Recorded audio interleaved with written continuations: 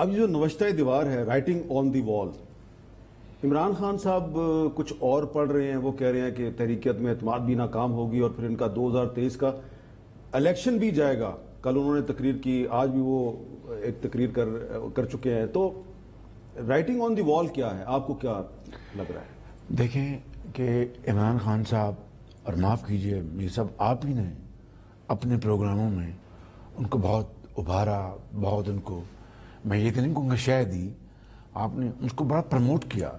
ایک وضاحت کر دوں، میں معافی چاہتا ہوں اگر نہیں اچھا کیا آپ. دیکھیں جب 2002 کی جو اسمبلی تھی تو اس میں نہ تو نواز شریف صاحب تھے، نہ بے نظیر بھٹو صاحبہ تھی، اور عمران خان صاحب نے ووٹ کس کو دیا تھا؟ آپ کے بہت قریبی محبوب دوست جناب مولانا فضل الرحمان صاحب کو وزارت عظمیٰ کا ووٹ دیا تھا. جی.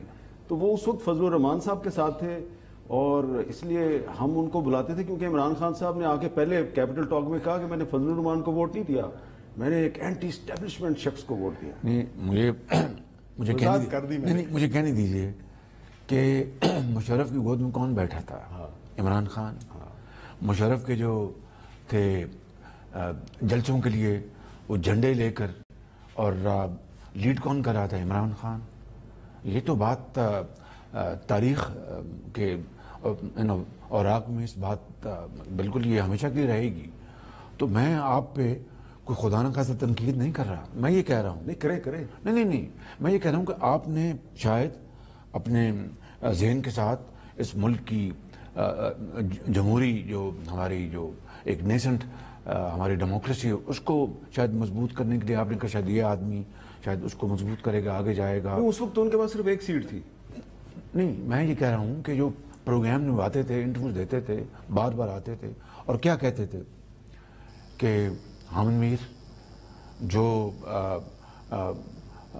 حکومت ٹیکس بڑھاتی ہے اور پیٹرول کی قیمت بڑھاتی ہے وہ وزیر اعظم چور ہوتا ہے. جو حکومت جو ہے وہ روپے کے مقابلے میں، ڈالر کے مقابلے میں روپیہ ایک کم ہوتا ہے، کنٹینرز پہ کھڑے ہو کے 100 ارب کا اس پہ قرضہ لگ رہتا ہے، وہ وزیر اعظم چور اور ڈاکو ہوتا ہے. اور کیا کچھ نہیں کہا. آج اور جو سب سے زبردست بات جس پہ وہ بہت ہٹ ہو گئے تھے اور جس پہ میں بھی بڑا یقیناً متاثر ہو گیا تھا، وہ تھا کہ اگر میں وزیر اعظم بن گیا تو اس کے بعد پاکستان میں کوئی ایک شخص بھی مسنگ پرسن نہیں ہوگا. یہ تو بات انہوں نے ایک دفعہ نہیں کئی دفعہ کہی. اور انہوں نے یہ کہا، دیکھیے انہوں نے کہا کہ میں پیٹرول کی قیمت واپس 40 روپے پہ لے کے آؤں گا، اور میں ملک کے لوٹے ہوئے 200 ارب ڈالر جتنے بھی کہے میں وہ لے کے آؤں گا. حامد میر صاحب 200 ارب ڈالر تو دور کی بات ہے، 2 ارب ڈالر بھی لے آتے تو میں کہتا کہ یہ بڑی قومی خدمت ہے. اس کے علاوہ میں IMF کے پاس جانے سے پہلے میں خودکشی کر لوں گا. چلیں آپ مجبوراً جانا پڑا، IMF سے آپ نے جو قرضے لیے، آپ اس ملک کا کچھ سوار دیتے.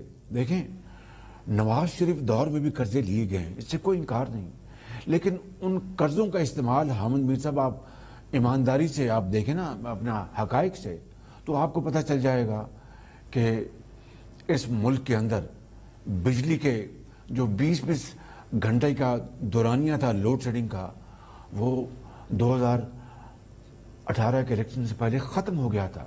یہ کوئی معمولی اچیومنٹ نہیں ہے. اربوں ڈالر خود پاکستان کے اپنے محدود وسائل سے لگا کر ہزاروں میگا واٹ بجلی نواز شریف کے دور میں، اور جدید ترین مشینری، اور بڑے لوگ اس میں جو ایمیشنز ہوتی ہیں LNG گیس پر چلنے والے منصوبے 4-5 ہزار میگا واٹ، یہ چین کی سی پیک کی مدد سے ہزاروں میگا واٹ بجلی وہ لگی، اور پھر دیکھا کہ بالآخر لوڈ شیڈنگ دم توڑ گئی. اور آج پاکستان کے اندر وافر مقدار میں بجلی پیدا کرنے کی کیپیسٹی ہے، مگر ان کی خالی انکمپٹنس نہیں ہے. دیکھیں نا، یہ اب مس نامر ہے، یہ بات اب ختم ہو جانی چاہیے کہ جی عمران خان کرپٹ نہیں ہے. اگر جس کے ناک کے نیچے کرپشن کے یعنی آتش فشاں پھٹ جائیں، چاہے وہ LNG گیس کا معاملہ ہو، چاہے وہ آپ کی چینی کی ایکسپورٹ اور پھر امپورٹ کا معاملہ ہو، پہلے آپ نے ایکسپورٹ کی، اربوں روپے آپ نے ایکسپورٹرز کو دے دیے وہ سبسڈی دے کر، اور پھر جب روپے کی قدر گرتی رہی تو اس وقت پھر سبسڈی دینے کی ضرورت نہیں تھی. اچھا